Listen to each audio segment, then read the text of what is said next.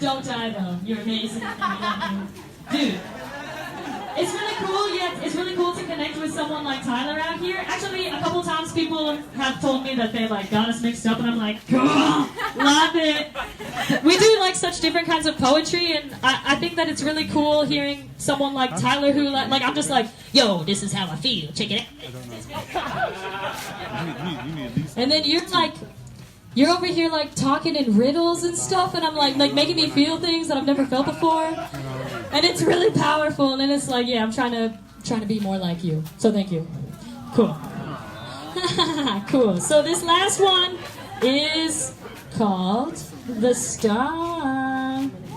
Yeah, we're stars out here. We shining. We shining.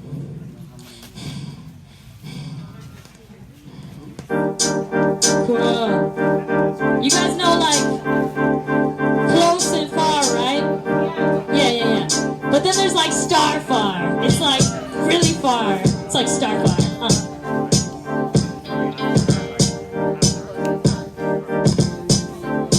Suwana said he's sorry, I seen a twinkle in my eye. Baby got the dream, I'm in my team, the stars align and I believe it. I can pour around more love for the holes and I can pull in more love for my soul. My solo scavenger hunt's been going fine. I choose to use the clues divine and constellations in my mind like Jupiter's and Scorpio. My horoscope's been tight, twinkling with the crew, we bring the light all night. Ayy, we going star far.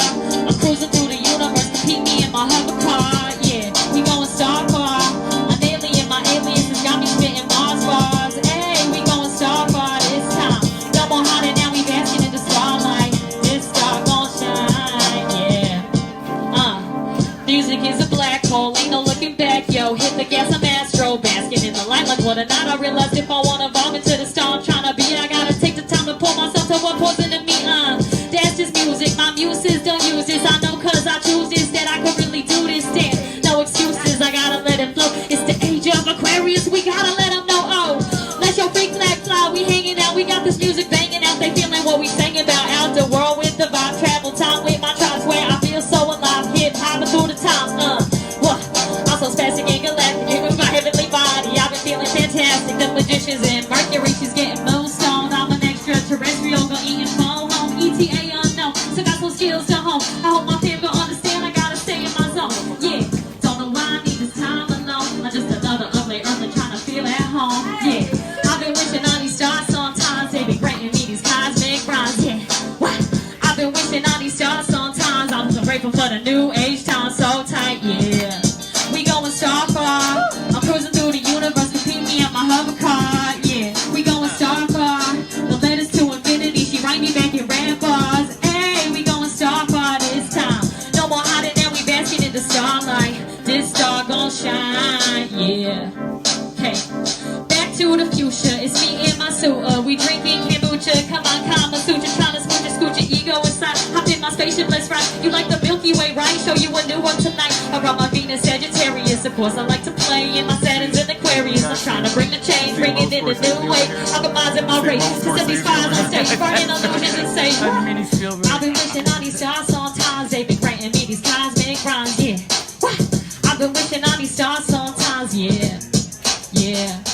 We going star far, yeah. Yeah. We going star far, yeah. Far out. Awesome. Thank you guys so much for rocking with me. Yo, everyone. I can't wait to buy this book. We should all buy the book. Yeah. We should all buy the book. Yeah, let's go.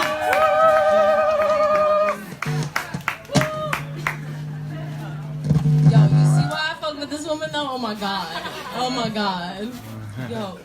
Ah, you're the bomb. You're the bomb.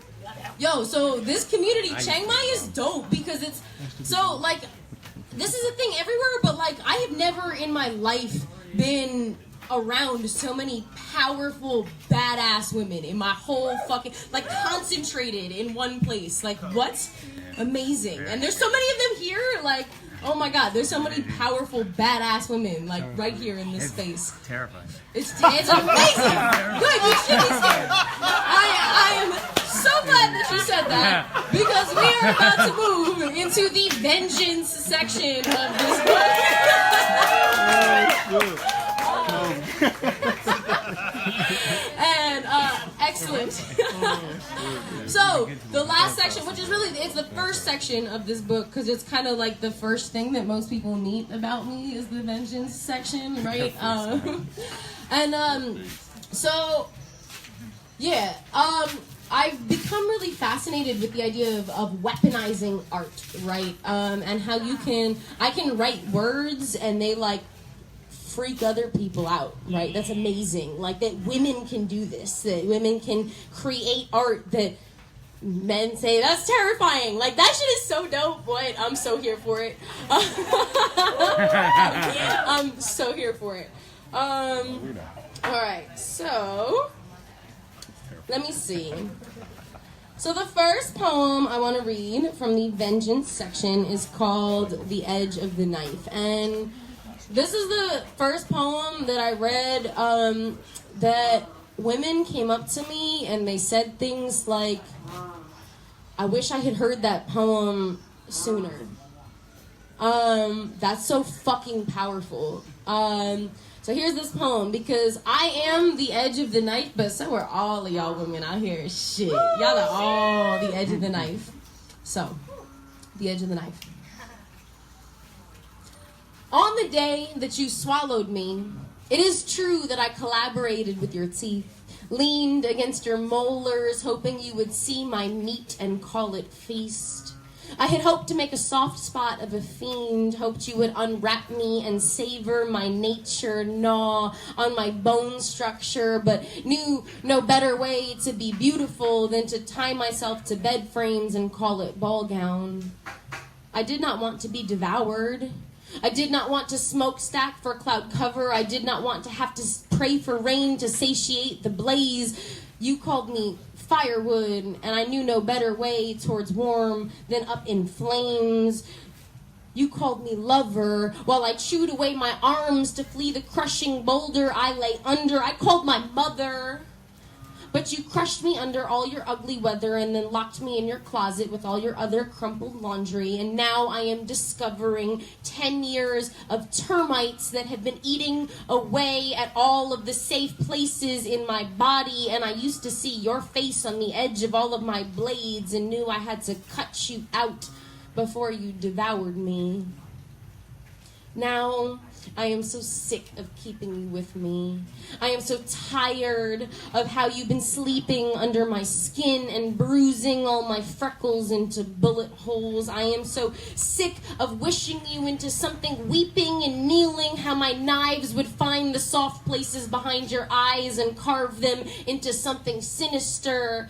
A simple slice for every night I cried over things you snatched, and I had to build back from scratch over 10 years crawling out of that powerless pit in the ground where all the water flowed. And so when my sob stories became too waterlogged to hold on to without drowning, I turned them into sailboats. And on the dark days, my flag still keeps a skull with crossbones, and we are a warship slipping scalpels slick through dark night. But I will emerge upright and dripping with daylight and dancing. And now my orgasms are orchestras, every symphony begging me to write treaties to my own bones. And so I am kissing the places where the joints rub. I am forgiving the stubbed toes for the blunt ache and transforming the sharp shame into something I can scrape clean enough to sleep on. And I have considered how it would feel to have healing plunge into my hurt depths, but I am not ready yet to be left with nothing but smoothness and round when I am nursing a new rage in my belly that is not afraid of its own name or a new slice. And why would you be something for me to survive when you were made to cower in corners and I am the edge of the knife? So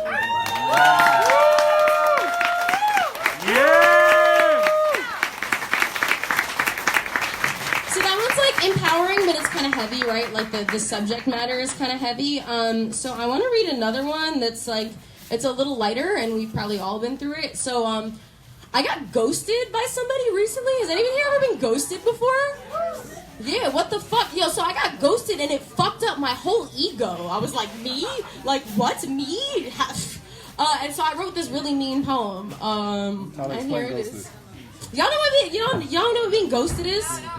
No. So when somebody ghosts you, it's like you talking and you're cool and you're hooking up with somebody and you really like each other and it's going well, and then suddenly they're just like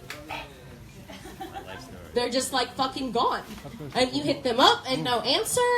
And they're just like, no, like, hey, this isn't working. Sorry. No, like, hey, I met somebody else. Just like, bye. But no bye. Just like gone.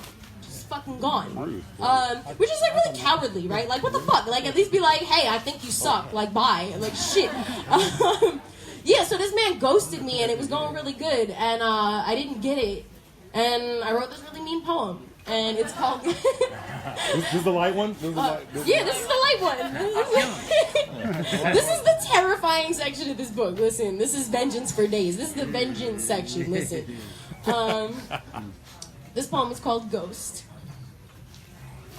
So he's turned you into a rolling joke, a picture frame alone and unsold on an empty wall, and waiting for a Midas call to transmute to gold the mulish hoofback and kick up of sticking your neck out over a canyon of pride and the lonesome solitude that clings to the roots of your hair when you rinse. See, you have been scrubbing away at the Sisyphus, aching up love's cliffsides and renting out your skin for the price of a night's bridge, and placing all of your stories up on impatient pedestals and wishing him to unveil you and inquire about your earthliest origins. So he's turned you into an abandoned astronaut with all of the world as your womb, but weeping instead for the quick caress of a man who has never carried your water quivering through his eager fingers, and also never truly twisted your spine into climbing bubbles of ecstasy and ease, never witnessed your magic as a free woman, twisting the world in her fist to wring bliss out of hopelessness and hard hustle, and remembering somewhat still to try and unwind and unclench your gamble hands, to let the holdings float and air out the bad habits that cling still, always, every dawn, deep to your wide and shape-shift skin with its fruit bruises that burst even under the pressure of pleasure. Oh, money.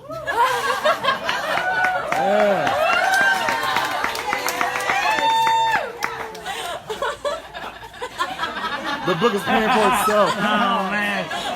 Ooh. Magic. I told you guys about magic earlier, right? Like, we had that talk. The book is paying for itself. Yeah. So he's turned your desire against a grindstone and pressed you into a pillar, but he has none of the boldness of a sculptor or an honest artist, sticking by their mistakes and sealing all of the firm letters with sincerity's hot wax. He is hiding behind invisible glass, those fragile walls dividing his mural mansion facade into prison cells, and your hurricane rain would have washed away the paint and flooded his shallow storm drain. So there's no sense in swimming through the confusion to break into rooms that always would have been too coward crush for the bounty of your brave breath.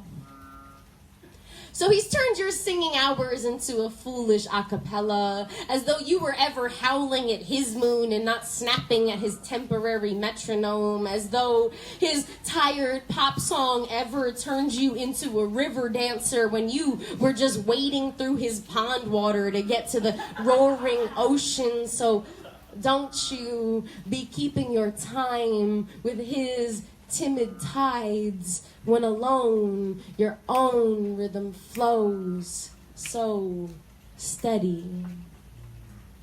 Thank you. Yeah.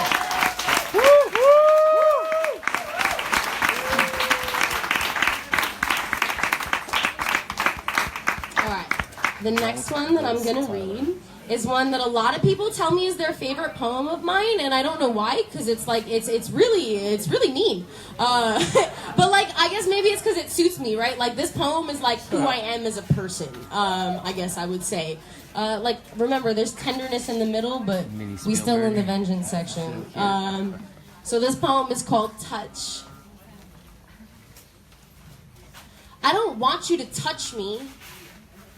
Except when I do, except when my skin seeks a salve for the silence. But I don't want you to know about the bruises, how my bones all bent backwards. I don't want you to see all the holes in the walls and then call yourself spackle or plaster.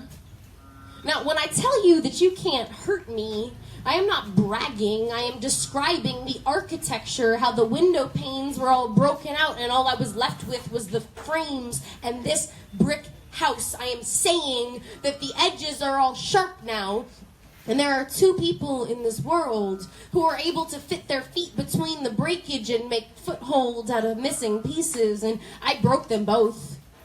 I don't want you to know how they begged me to stay, how I walked away from their bodies like blast craters because my body is a bomb, every inch of its machinery ticking towards casualty, and the last time that he touched me wrong, and I don't know how to tell you where to put your hands instead, and the last man who saw me naked did not even ask where the scars came from. He was a soldier. So I thought he was a warrior, but he was a coward, afraid to be honest unless it was base. And I had to explain that under dim light or a dirty room, the naked truth can still be beautiful, and I do not have to hear about your mother for you to touch me like you had one, like some grown woman skinned her knees over the making of you into a man. He did not understand. I need you to understand that your hands can brush over this canvas only if you can imagine the colors. I am waiting for someone to see the jagged edges and then tumble me into sea glass. No, I am not asking you for permanence or to hang me in your living room. I am asking you to take off my porcupine suit and beg me to scream my poetry out loud, because you know that this stage is the only place that you have ever seen me naked. And I don't want you to touch me. Except when I do. Thank you.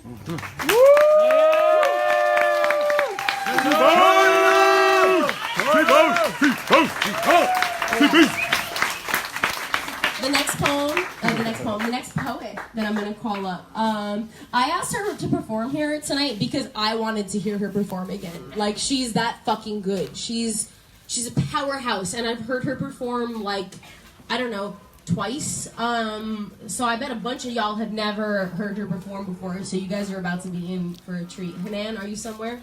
Yeah. Get ready. This is Hanan Ali. Can we just also take a minute to take in how she's got this book cover to cover in her head and heart? Like, I'm a teacher, and like every lesson I teach, the next day I get my kids to do review prompts because I need to remember what I taught. Like, it's not for the learning, because what are we doing? Right? So without further ado, I will read. She's mobile boobs. Alright, so this first piece is called Sorry.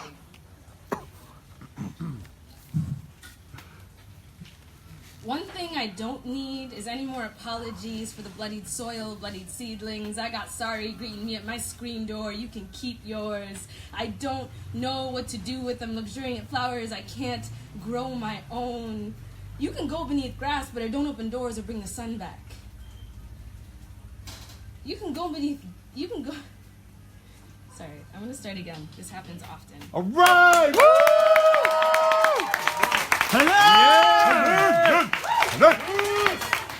So there's a little something we do for my little hometown.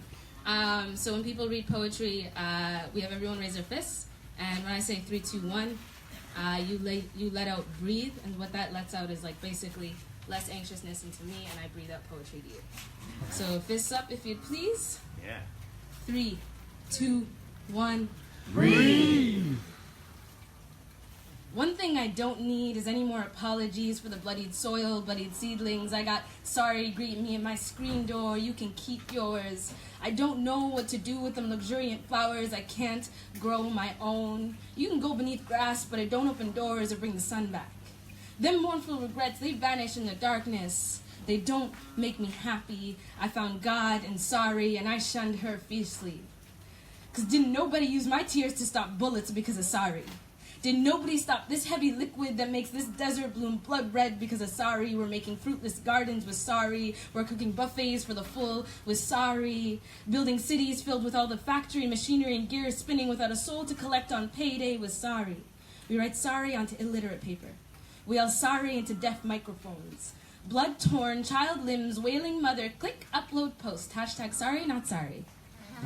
Black-skinned, bloated stomach child hauling dirty water across nameless, impoverished country in Africa. Click, save as, insert, stretch. Would you like that on matte or glossy print?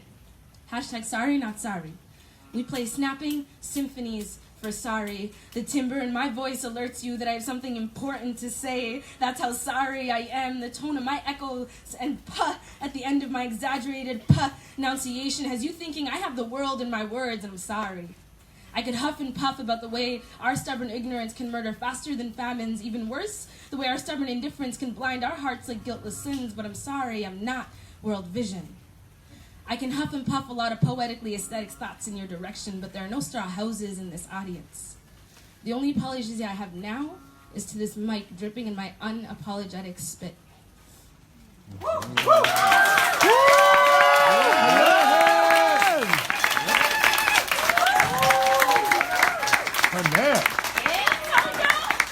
Damn. So this next piece is dedicated to someone special, a little fiery little one that has actually inspired me to start writing again. So one of the reasons I don't perform as much is because I've lost words. I write pieces that are here and there, they're not full poems. But for some reason when she sent me that message asking me to perform, my hand just did its thing and it was beginning to end.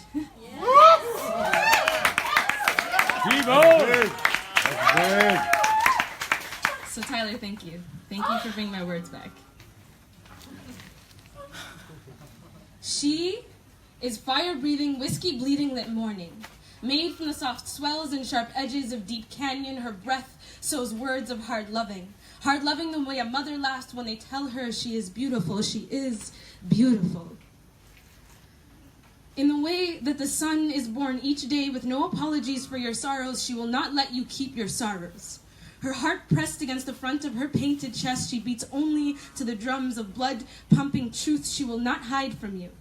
Whether hands outstretched, itching with caresses, or bound tightly around weapons to dance with, she will find your goddess in the same godless torn strength. She wears her soul on her sleeve. She shows up for her team.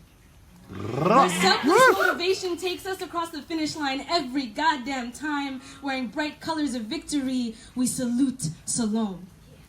Singing chants with broken voices and broken bones, we are a victory. Celebrating our calluses like lottery tickets, we are fire-breathing, whiskey-bleeding lit morning, howling the sunset every goddamn night from the roof of our burning bandages. She gives birth to love every Friday night, paying respect to the people who hold her wounds in their hands because she does not go down without a fight. Every waking day, she finds ways to warrior through the monotony, smoking lines of her poetry. We float higher than the hills that surround us, that breed us. Smoky fumes do not faze us. The way scars and broken dreams cannot stop us, creating maps of freedom on our bodies. Our laughter is the party, our art, our hearts, the stage and the platform. Our creativity is our currency, and we salute Salome and the battle poems.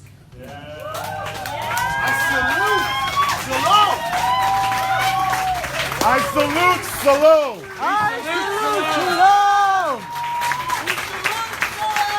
We salute Salome! We salute Salome! We salute Salome! We salute Salome! We salute Salome! We salute Salome! We salute Salome! We salute Salome! We salute Salome! We salute Salome. We salute Salome. We salute Salome.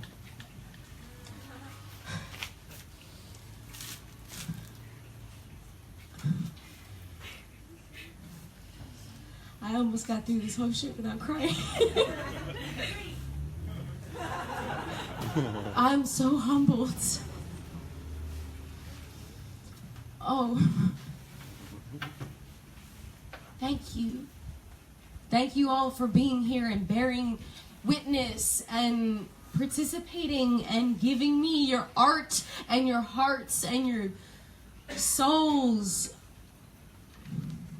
I could write 100 of these books and never have enough gratitude. I'm speechless. Thank you.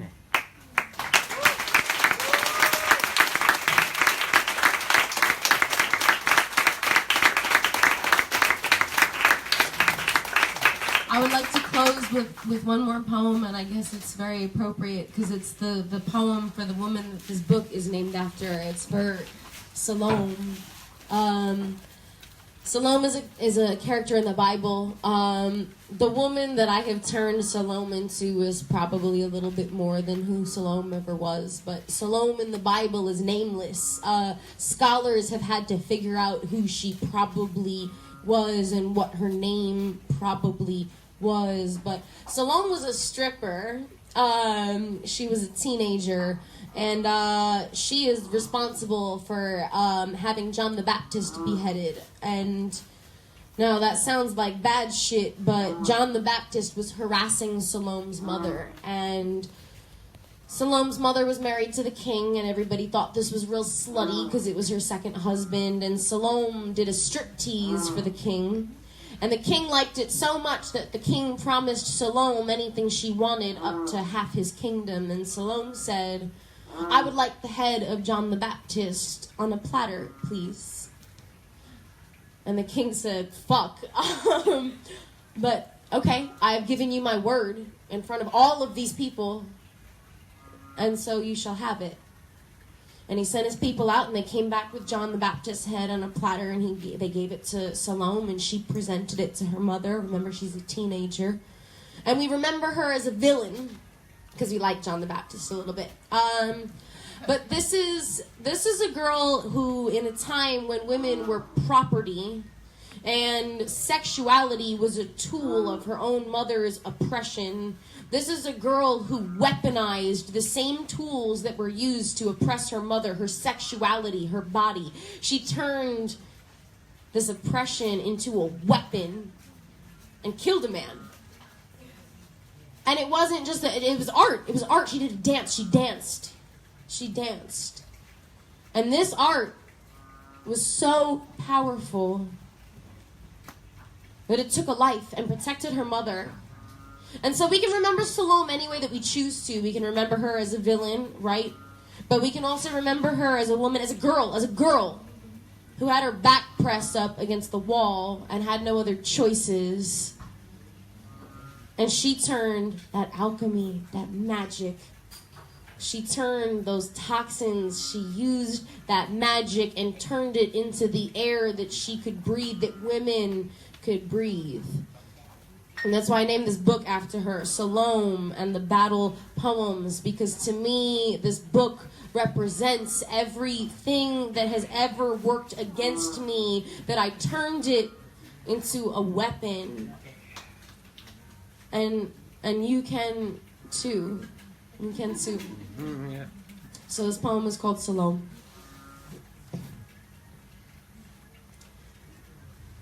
They called me harlot. They saw my hips switch, silk scarves swinging into battle axes sharp enough to cut through king's ambition. How my breasts swelled with power the bought queens never dreamed of. They saw the veils drop, everyone a knife wound in a beer gut. They called it slut. First, they tied my mother to the whipping post and tried her for her heartstrings stretching to a second marriage, womb already wasted on a daughter. My mother keeps a high chin strutting down cobblestones that spit back the slurs, how the men on the corners tugged the romance from her braids and stuffed it into sinful. My mother... Shit. I told you I was speechless. Fuck. Me, speechless. Shit. My fingers curl into the fist that she keeps tucked in her stomach, all those stones she swallowed. See, my kept mother weeps through her dreams while her king bargains for babbling women to discard by daylight. So I dance till my own dawn, peeling off layers till I am left with nothing but bone marrow luminous with moonlight and mischief. The 15 years that kiss my frame have settled in soft places that men stare at, like my skin wasn't just a pillowcase or picture frame. My mind a meek afterthought, like the wives who mew like mice and nibble at the gossip trickles. My mother's lover, the nougat, so they had to suck her dry to stop her up their sour. Now, I never asked to be sugar water, but I won't let them drink my mother down. And when I dance, the women stand around and pout like they can't see me beating out and drumming up a battlefield. And they could stand on my side if they please. Now, you know, the Baptist, he caught coins for his sermons, and I have spied him preying on the so-called sinful ladies, like we don't sit in cages waiting to be hand-plucked before we wither. Now, I'll be the stalk of thorns that you can twist around the crown of kings. Call it sin, call it slut. I'll take the head and call it even. And you can follow the blood splatter to the barracks where I will squat with my teeth bared and wait for dusk to muster up its courage and ask me sheepish if I'll dance for them again. Now, they say that blood stains its beggars. The burgundy bruise a bright line on a scoreboard with the Lord for a keeper. Well, you tell him that I carry my shames in a sack that I swing from my waist, and all the weight helps me gyrate all my guilty gravity balancing my mother's scales. You tell him that I write righteousness down on my own slate, and as long as I am keeping score, I will make the morals match their messenger and use my hated form to fit a freer function. Now, I never asked to be a gift horse, but here we are. And if I can wield shields out of silk scarves and tap treaties out of temptation, I will shimmy out of every set of 7 veils and call myself the queen. They called me harlot, the Bible bending away from my true name to keep me naked in the photographs, but I am a wildfire and not an open wound. I was meant to burn and not be covered. You ask for the woman whose ballet shoes turned a battalion into ashes. You ask for the woman with the knife knees, with the bullets for a backbone. See, I sift souls through my hair like a silver comb, and for this they called me whore. But my name is Salome. Thank you. Yeah.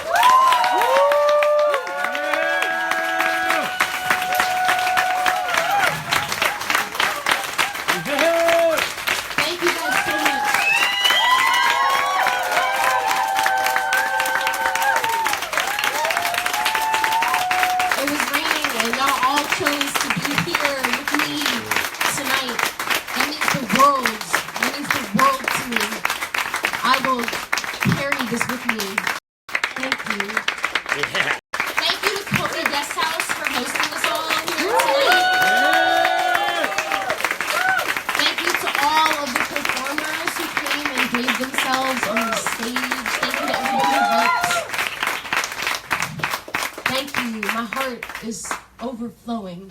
I love you all so much. And now, y'all want to dance a little bit? Yeah! A little bit. All right, we're going to do, is it Fly By Pants? Should I introduce Fly By Pants? Who should I introduce? Yeah, all right. So we about to get Fly By Pants on this stage, and we about to jam to some hip-hop.